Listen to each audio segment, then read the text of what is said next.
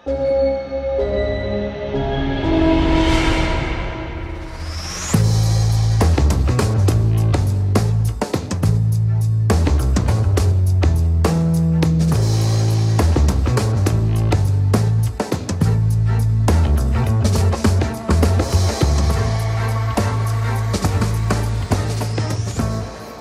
bienvenue ici à l'Institut hongrois de Paris, Institut LIS désormais.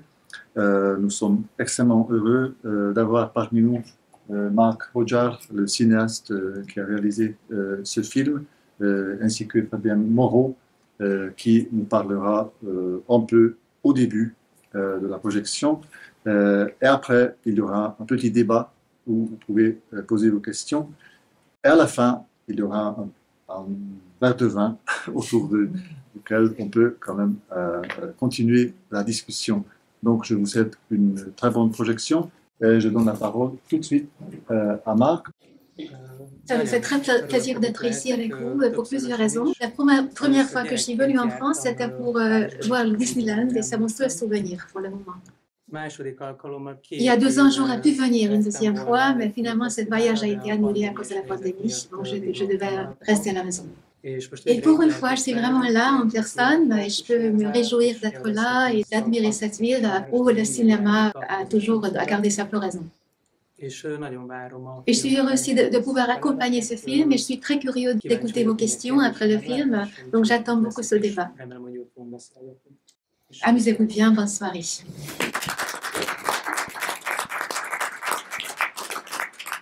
Généralement, ça ne se fait pas de passer après le réalisateur du film, mais il est vrai que c'est un grand plaisir, un honneur d'accompagner Marc ce soir pour la projection de Camarade Dracula, qui est un film que certains d'entre nous ont découvert au Paris International Fantastic Film Festival il y a 1 an et demi, donc le PIF, au Max Linder. Et il est vrai que Camarade Dracula était une magnifique surprise, puisque c'est un film qui, vous le verrez, se réapproprie le mythe du vampire de manière original, hein, puisque on va dire que le film, de manière naturelle, permet aux vampires de revenir en Hongrie, qui est quand même une des grandes patries mythologiques de cette créature légendaire. Et comme vous le verrez, c'est un film qui nous invite à retourner dans une certaine période de l'histoire récente de la Hongrie, hein, donc, pendant la période de la République populaire de Hongrie, donc la Hongrie communiste soviétique. Et ce que fait Marc, c'est un film absolument admirable, avant tout une comédie de vampires, hein, donc il y a certains exemples assez prestigieux de comédies de vampires, comme Le Bal des vampires de Roman Polanski, ou plus récemment Vampire en toute intimité de Taika Waititi. Et ce film, c'est une nouvelle perle du genre qui respecte absolument les canons du vampire, comme vous le verrez, avec notre cher camarade Fabian, qui est ou pas un vampire qui souhaite organiser une collecte de sang pour les amis du Vietnam. Voilà, donc vous verrez. Donc c'est un film qui parle éventuellement aussi de la bureaucratie en Hongrie de cette époque-là, des années 70, qui nous montre un système complètement vicié, qui conditionne, voire qui annule toute pensée chez les individus. Et Marc se sert aussi du thème de vampire pour parler de liberté et d'émancipation. Et je vous défore pas plus le film, on aura le plaisir d'en parler juste après.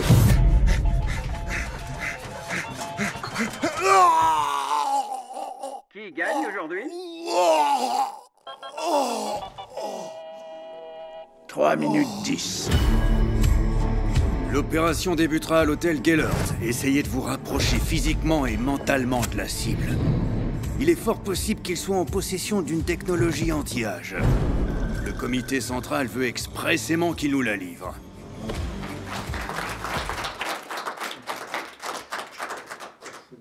On va vous proposer un dialogue avec Marc qui est avec nous, mais est-ce que vous avez peut-être d'abord des questions? Alors, il y a juste monsieur là devant. Après, donc, je voulais vous demander, ce film est super sur la rigolade, sur le monde communiste, le cadavre et tout ça, mais le film a été tourné après que vous soyez libéré. En quelle année? En 2019. Je sais qu'il y a monsieur là. Oui, ça a été tourné dans un studio à Budapest ou ailleurs? Ça a été tourné à Budapest et la plupart des scènes sont originales, donc authentiques, dans la ville. Est-ce qu'il y a d'autres questions? Oui, je voudrais savoir comment a été reçu ce film, s'il a vu des différences entre les pays de l'Europe de l'Est, par exemple, d'ex-pays dominés par l'URSS, et d'autres pays comme en France, en Italie, en Allemagne. Réponse rapide, oui, c'était très différent. La réception la plus intéressante, c'était en Inde, où on a l'impression qu'ils avaient tout compris concernant l'aspect comique du film, que ce soit l'aspect érotique ou l'aspect, donc, cette vampirologie, en fait, donc le vampire comme thème. Et après, on a eu une discussion assez longue sur l'histoire de la Hongrie. Est-ce que vous avez été primé soit en Hongrie, soit quelque part, parce que c'est tellement excellent que vous méritez d'être un bon, grand réalisateur? Thank you. Merci beaucoup. Oui, en effet, le film a reçu plusieurs prix. Ce qui m'a fait vraiment plaisir, c'est qu'à Saint-Sébastien, il a reçu le prix du meilleur scénario. Et c'était d'autant plus intéressant et important que le film est quand même un film difficile à comprendre, vu qu'il y a beaucoup de références historiques dedans.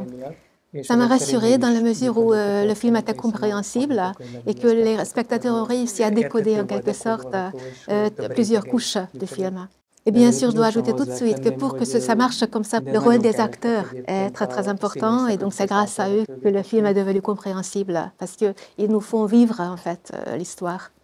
Et ils ont reçu une grande liberté pour former leur caractère. Et donc, quand je pense à ce prix du scénario, ce n'est pas seulement moi qui l'ai reçu, mais aussi les acteurs. Est-ce qu'il y a d'autres questions? L'histoire de Dracula, ça a réellement existé ou c'est une légende? Moi, j'espère que c'est vrai. J'aime croire à tout ce qui est supernaturel, tout ce qui contredit le sens quotidien, commun. Mais heureusement, jusqu'ici, je ne l'ai jamais rencontré en personne. Je devrais aussi ajouter qu'il y a plusieurs références à cette tradition du vampire en Hongrie. Et c'est les Hongrois qui ont préparé le premier film sur les vampires, mais malheureusement, ce film a été perdu. Le premier film américain met en scène un vampire qui a été joué par un acteur hongrois d'origine hongroise qui s'appelle Béla Lugosi. Le film hongrois, c'est Dracula Alala. Je crois que c'est ça. C'est un film de 1921 qui est perdu aujourd'hui. Et monsieur?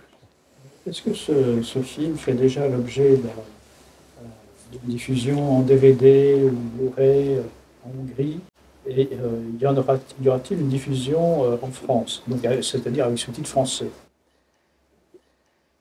Oui, nous avons un DVD hongrois, mais le DVD français est meilleur. Et ce DVD français existe déjà. C'est hier que j'ai reçu mon exemplaire personnel. Où est-il disponible? Pourriez-vous poser la question à votre voisine, s'il vous plaît, parce que c'est elle qui peut répondre. Mais Marc, justement, est-ce que vous pouvez nous parler de l'origine du projet? Pourquoi faire une comédie de vampires en Hongrie? Qu'est-ce qui vous a donné envie d'amorcer ce projet? Ce sera une réponse un peu plus développée, plus longue, parce que ça remonte à mon enfance. Mon premier souvenir de film d'horreur, en fait, remonte à mon enfance et aussi au personnage de ma grand-mère, parce que c'est elle qui m'a permis, quand j'étais tout petit, de regarder le film de Roman Polanski, Le bal des vampires. Et donc, c'est un projet qui me préoccupe depuis mon enfance. J'ai rêvé de tourner un film sur les vampires depuis mon enfance. Mais pendant longtemps, j'avais du mal à trouver comment aborder le sujet, parce qu'il y avait tant de films déjà sur le sujet des vampires. Je ne voulais pas répéter ce qui existait déjà. Il fallait donc trouver un angle personnel particulier. Et beaucoup plus tard, à l'âge de 19 ans, j'ai commencé à m'intéresser sérieusement à notre passé communiste, que je connaissais par ailleurs très mal. Et c'est à cette époque-là que j'ai eu l'idée de relier les deux sujets en quelque sorte, donc le régime de János Kadar, donc le régime socialiste communiste en Hongrie, et la thématique du vampire. Et donc c'est une obsession d'enfance qui a rencontré un intérêt de l'âge adulte pour l'histoire. Est-ce qu'il y a d'autres? Oui, János Kadar, c'était à quelle époque? C'était une période très longue dans l'histoire de Hongrie, parce que ça a commencé en 1956 et ça a duré jusqu'au changement politique de 1989. Ça n'a pas tout à fait terminé, donc ça survit même à nos jours, et deux exemples pour ça. Par exemple, nous avons rencontré un détective privé qui nous a raconté que dans les années 70, c'est lui-même qui a mis sous l'écoute l'hôtel Gellért, donc l'hôtel Saint-Gérard, où par ailleurs plusieurs scènes du film ont été tournées. Vous l'avez peut-être reconnu. Et les voisins, le couple âgé. Pour ce couple, j'ai utilisé comme modèle mes propres voisins qui m'ont avoué un jour qu'à partir des années 60 jusqu'au changement politique, ils avaient travaillé pour la police secrète en Hongrie. Donc cela veut dire qu'il y a beaucoup de monde, même aujourd'hui, qui ont fait fonctionner ce régime à leur niveau. Mais bien sûr, il y a très peu de discussions sociales, politiques. On en parle très peu. Et justement, comment les spectateurs hongrois ont-ils reçu le film? Est-ce qu'ils ont été sensibles à l'humour que vous représentez dans votre film? Heureusement, oui. Donc, ils ont apprécié l'humour du film. Et c'est une chance parce que, dans la plupart des cas, les spectateurs hongrois sont plutôt sensibles à la comédie romantique. C'est ce qui les attire le plus quand ils vont au cinéma. Et c'est rare qu'un film, soi-disant hybride, qui mélange les tons, les registres, ait un tel succès. Et on peut remarquer aussi qu'en ce qui concerne le jeune public, c'est surtout la thématique du vampire qui les intéressait. C'est à cause de ça qu'ils sont allés au cinéma. Et c'est plutôt les générations plus âgées qui s'intéressaient d'une part et qui comprenaient bien sûr d'autre part le registre politique, les références historiques et politiques du film. Et justement, le personnage de Fabian, donc c'est un vampire assez inhabituel, c'est un personnage plutôt cool, plutôt détendu, qui conduit une Mustang. Et je crois que vous êtes inspiré d'une certaine figure américaine pour créer ce personnage-là. Oui, là, l'objectif, c'était de présenter Fabian comme le plus normal parmi les communistes. Son modèle, c'est Steve McQueen, l'icône américaine. Et donc, j'ai dit à Joe Snow, qui est mon acteur, donc, qui a joué le rôle de Fabian dans le film, qu'il sera non seulement le deuxième acteur hongrois après Béla Lugosi qui joue un vampire, mais aussi le Steve McQueen hongrois. Et il était très content parce que ses rôles précédents, c'était plutôt des garçons forts. Il n'y avait pas du tout cet aspect humoristique, cool. Et donc, cette même inversion s'est produite avec l'autre acteur, parce que l'autre, en général, a joué le beau jeune homme dans d'autres films, alors qu'ici, ce n'est pas du tout le cas. Oui, il était heureux de pouvoir enfin jouer cet homme pas du tout agréable, donc, qui est son rôle dans le film. Et je sais que Walters Lily, votre actrice principale, à l'origine n'est pas actrice. Est-ce que vous pouvez en parler justement? Oui, c'est très intéressant parce que c'est vraiment un personnage polyvalent. C'est quelqu'un de très doué parce que vous voyez que c'est une très bonne actrice, mais en fait, elle travaille comme metteur en scène dans un théâtre. Et elle chante aussi très bien. Il y a une chanson dans le film du rock vietnamien et en fait, c'est elle qui chante. Est-ce que vous avez d'autres? Alors, commencez par monsieur.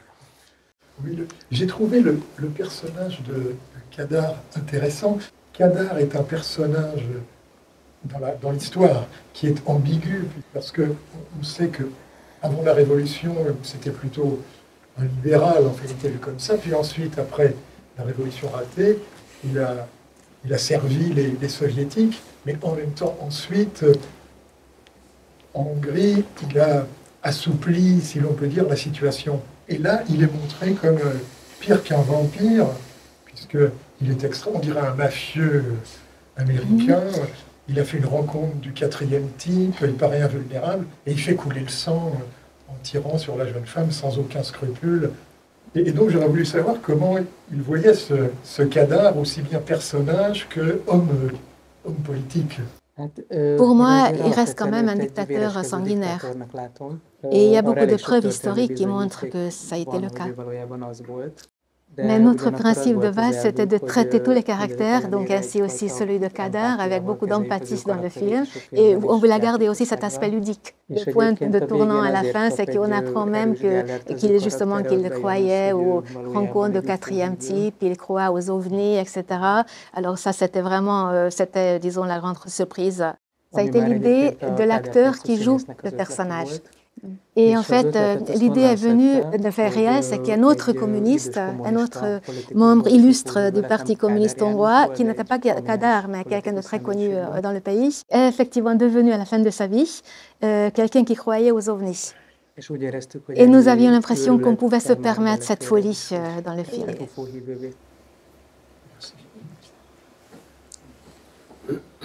Vous parliez d'inversion tout à l'heure. La scène de danse, je l'ai reçue comme un hommage à Tarantino, mais où le personnage masculin et féminin était inversé. Oui, en effet, c'est le cas. Mais nous avons aussi été inspirés par Godard, par le film Bonaparte. Dans le film de Godard, il y a 3 personnages qui dansent, c'est un duo. Mais nous aurions bien voulu rendre la légèreté de ces scènes de danse qu'on voit aussi dans d'autres films. Et justement, intégrer ce style de vie américain dans ce contexte où ça n'a aucune place en fait. Comment est venue cette idée de don du sang pour les victimes de cette guerre du Vietnam menée par les Américains de 69 à 75? J'apprécie beaucoup votre question et par ailleurs, j'ai déjà entendu une série de très bonnes questions et j'ai l'impression que si on continue comme ça, au bout d'un certain temps, vous allez comprendre que j'ai très peu d'idées personnelles. Parce que ce n'est pas moi qui l'ai inventé, c'est en faisant des recherches que j'ai trouvé qu'effectivement les Hongrois, à l'époque, avaient donné du sang pour le Vietnam. Oui. On était des pays frères en tant que pays communistes. À la fin de la guerre 39-45, certains Hongrois qui étaient vraiment désemparés, à la fin de la guerre, quelques-uns se sont engagés dans la Légion étrangère en France. Oui. Allés sur le théâtre, c'était pas la guerre du Vietnam, c'était la guerre d'Indochine à l'époque. Oui, et la police secrète aussi, dans son sein, a organisé plusieurs dons du sang pour le Vietnam. Et donc cela veut dire que la scène qu'on voit dans le film, la scène du don du sang, se réfère à une réalité historique. Mais ce qui est intéressant, c'est quand même, d'habitude, on associe le vampirisme à la thématique à la mort ou à la sexualité, mais là, vous l'utilisez plutôt pour parler de liberté et d'émancipation. Donc, vous pouvez parler de ce choix.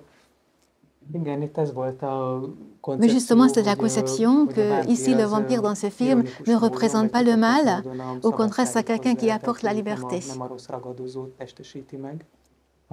Et en fait, c'est à travers ce personnage que la rédemption arrive pour le personnage féminin. Et donc, c'est comme ça qu'on a essayé, qu'on a voulu inverser l'approche classique, les rôles classiques dans un film sur le vampire. D'ailleurs, il y a cette séquence où ils vont au cinéma, tous les deux, Kuhn et Maria, ils vont au cinéma et ils vont voir le film Blackula, donc qui est un film où un prince africain devient vampire à cause de Dracula. C'est un film qui parle notamment d'esclavage et d'oppression. Est-ce que vous pouvez nous expliquer ce choix d'utiliser ce film-là dans cette séquence-là? À l'origine, ce n'est pas le film qu'on voulait intégrer au film, mais c'est ce qu'on a pu payer, c'est ce qu'on a pu obtenir. Mais après coup, on est très content que ça ait été le cas, parce que déjà la figure de Dracula est une approche assez particulière de la figure du vampire. Et en plus, le film cité dans le film a été présenté la même année où se joue notre histoire. En Hongrie, il y avait une médiathèque secrète gérée par la police politique et il y avait un tas de films américains gardés là-bas que les cinémas hongrois n'ont jamais pu, bien sûr, présenter. Et donc, il est tout à fait possible que quand cette année 1972, la police secrète, par exemple, a pu voir ce film. Sur ce film, on sent vraiment une belle cohésion d'équipe pour arriver à ce résultat-là. Est-ce que vous pouvez un peu parler des méthodes de travail sur votre tournage? J'avais déjà mauvaise conscience parce que tout à l'heure, j'ai fait l'éloge des acteurs, mais je n'ai pas encore parlé de mon équipe. Parce qu'en effet, j'ai une équipe formidable et ça dure depuis des années que je travaille avec eux. Et donc, en fait, mon rôle est vraiment très simple, c'est très facile, parce que je connais très bien les membres de mon équipe, je sais très bien ce qu'ils peuvent faire, ce qu'ils veulent faire. Donc, les périodes très difficiles qu'il faut traverser, c'est les périodes où je travaille tout seul sur mon scénario. Mais après, je sais que je serai en très bonne compagnie et je serai entourée par des gens en qui j'ai pleine confiance. Donc, il n'y a pas eu de difficulté particulière à tourner les séquences? Si? Non. Justement, est-ce qu'il y a des idées auxquelles vous avez dû renoncer pour des questions de temps, de budget ou de logistique? Oui. L'un des grands défis de ce film, c'était qu'il fallait tourner dans la nuit. Donc 90% ont été tournés dans la nuit. Il s'agit d'un tournage qui a duré pendant 44 jours et pendant 38 jours, on a travaillé uniquement dans la nuit. Et tout cela s'est passé en plus en hiver, donc on n'a pratiquement pas vu la lumière du jour. Et donc pendant 2 mois, nous-mêmes, nous nous sommes transformés en vampires en quelque sorte. Et je crois que le budget du film correspond à peu près à 1 million, 1,5 million d'euros. C'est un budget moyen en Hongrie. Et ça veut dire que ça implique beaucoup de restrictions et beaucoup de renoncements. Mais nous avons essayé de tourner tout cela en avantage, de renforcer le caractère ironique du film. Juste pour vous donner un exemple, on n'a pas de dents du vampire, mais tout ce qu'on voit, c'est que l'acteur prend une bouteille et donc il boit dans la bouteille. Monsieur. Que pensez-vous de Netflix? Et je demande ça parce que moi je regarde énormément de films sur Netflix et il y a énormément de films d'Europe centrale, d'Europe de l'Est qui arrivent, d'Asie même, des films qu'on n'a absolument pas l'habitude de voir au cinéma, dont on ne fait pas la démarche pour aller les voir, mais grâce à Netflix, on est tranquille sur notre canapé, on les voit. Et je trouve qu'il y a vraiment quelque chose de Netflix dans son film, de ce qu'il montre, justement cette espèce d'image d'un cinéma qu'on connaît, parle plus du cinéma d'auteur d'avant, mais qui a un nouveau souffle, avec un humour très moderne, comme ça. Et est-ce que, justement, le fait d'avoir été dans tout un tas de festivals, ça lui a permis de rencontrer d'autres producteurs, d'autres filières, et peut-être Netflix, et bosser avec... sur d'autres formats aussi. Je contre-traite un peu la situation. Je ne fais que recevoir les informations, donc j'essaie de suivre le sort de mon film, mais je n'ai pas beaucoup de pouvoir. Mais je sais que ça a été vendu quand même à HBO il y a 2 ans. Et donc je ne sais pas si Netflix s'est intéressé au film, j'en sais rien, mais en tout cas c'est HBO qui a gagné la bataille si jamais Netflix s'y est intéressé.